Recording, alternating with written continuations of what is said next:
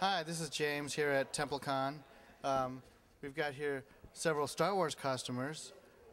Excellent costumes. Thank you. What's it made out of? This is pulled ABS, and it's, well, used to be a Nerf long shot and all pulled from molds on a vac table. And is it plastic or metal? Yes, it's all plastic. It's relatively lightweight, with the exception of the backpack. I think the whole costume comes in at about 40 pounds. And what kind of, are you part of an organization or? I'm part of many organizations, the New England Garrison of the 501st Legion, 501neg.com, Alderaan Base of the Rebel Legion, that's alderaanbase.com, and me and my associates here are part of the Mandalorian Mercs. Excellent. Let's see, and are you all from Rhode Island? Yes, we are. Excellent. This is a great costumes. And yours is like a crossover between a Tusken warrior, Tusken Raider and Yeah, Tusken Raider and the Mandalorians. It's a mix.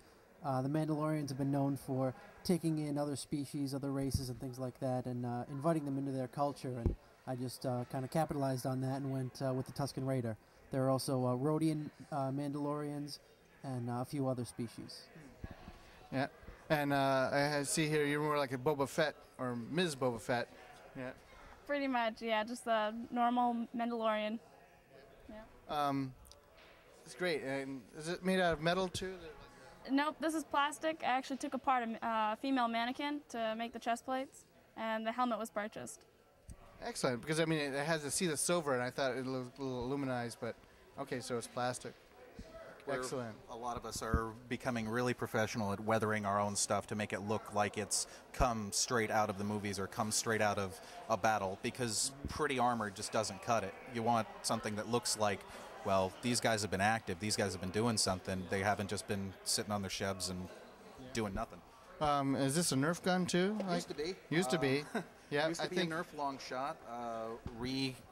Sculpted the front end to put the set on the side for a grenade launcher. Excellent, great. Wow, thank you for bringing us over here and showing us your costumes. Hi, and we're still here at TempleCon, and I've got a gentleman here named Steve who's got some great gear here for people to, if they're interested in looking for stuff like this, steampunk gear, outfits, dresses, corsets. Tell me about your shop. Well, I have two shops, Renaissance Fashions, which deals with corsetry and more of the Renaissance era things, because we do a lot of Renaissance festivals.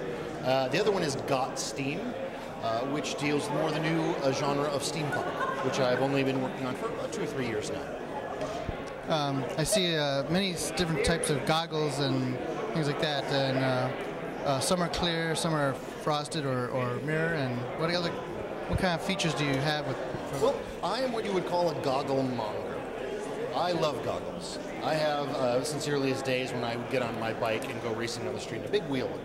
Goggles are awesome, and goggles are sort of an essential part of steampunk. You can't really operate an airship or a death ray without goggles.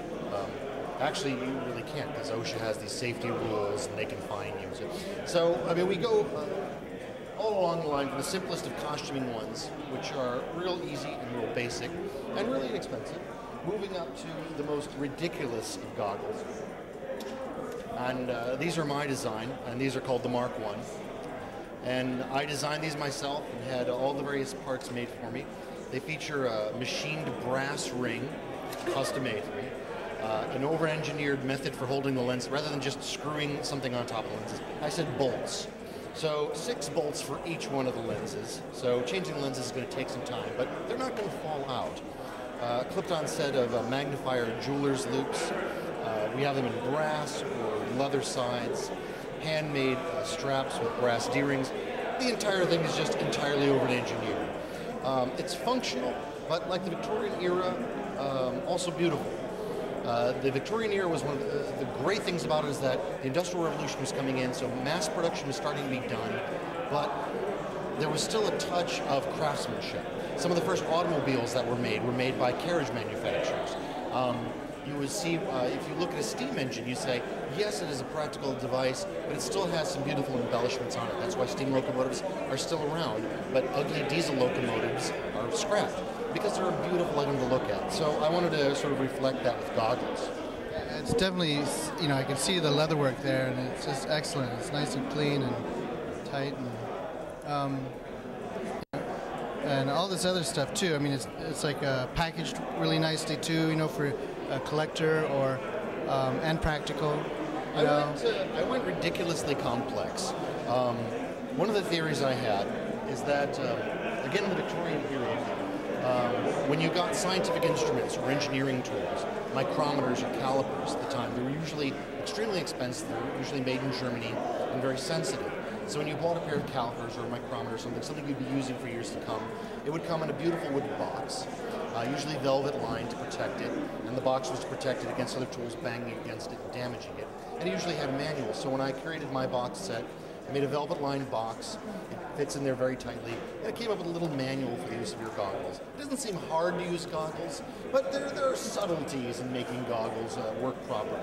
And so I sort of carried that through. It's only because I have a ridiculous attention to detail and too much time on my hands that I did that. That's really nice.